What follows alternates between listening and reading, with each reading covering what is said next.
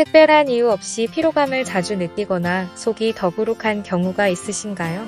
일상생활을 하다 보면 뜬금없이 피부가 간지럽거나 트러블이 생기는 경우도 많은데요. 이럴 때 몸에 문제가 있나 싶어 건강검진을 받아보면 별다른 문제가 없다고 나와 답답할 때가 많죠. 이렇게 원인 모를 증상에 시달리고 있다면 문제는 만성염증이 원인일 수 있습니다. 만성염증은 면역기능 오류로 급성염증 반응이 지속적으로 체내 조직에 악영향을 미치는 상태를 말합니다. 지나친 탄수화물 섭취는 만성염증 위험을 높이는 대표적인 요인인데요. 탄수화물을 많이 먹으면 늘어난 혈당을 처리하기 위해 체내에서 다량의 인슐린 호르몬이 분비되고 이 과정에서 처리되고 남은 혈당이 간과 근육, 지방세포 등에 저장되면서 다량의 염증 물질이 만들어집니다. 특히 껍질에 있는 영양분을 모두 제거하고 정제 과정을 거친 백미나 과자, 케이크 등은 피해주시는 게 좋은데요.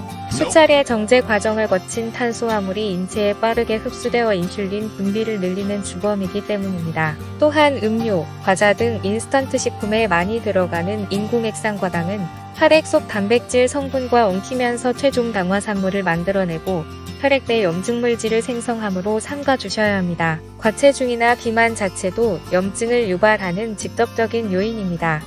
뱃살에 집중된 내장 지방의 지방세포는 아디포카인이라는 염증 유발물질을 분비하는 원천이 되는데요. 비만인 사람이 정상 체중인 사람보다 각종 잔병 치레가 잦은 것도 이 물질 때문입니다.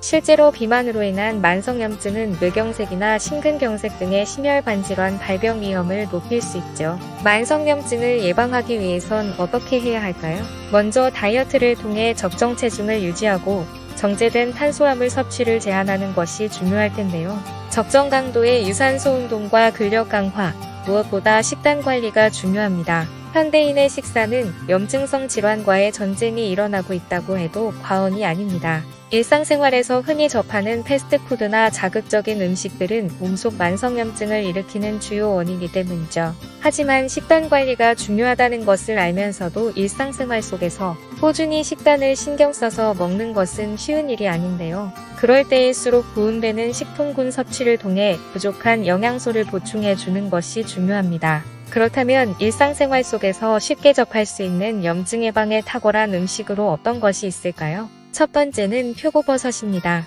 표고버섯은 지방이 적고 식이섬유가 풍부해 다이어트에 좋은데요. 특히 표고버섯에 있는 다당류는 항암화학요법이나 방사선으로 인해 생기는 면역 손상 현상을 감소시켜줍니다. 두 번째는 아몬드입니다. 아몬드는 두뇌 건강 및 다이어트, 그리고 변비 개선에 도움을 주는 것으로 잘 알려져 있는데요. 아몬드에 함유된 비타민 E는 세포의 노화를 막고 관절을 매끄럽게 해 염증으로부터 신체를 보호합니다. 세 번째는 비트입니다. 다량의 철분을 함유하고 있어 빈혈 예방에 좋은 비트는 혈압 조절에도 탁월한데요. 비트에 함유된 베타인이라는 아미노산이 염증 위험을 감소시키는 효과가 있습니다. 네 번째는 케일입니다.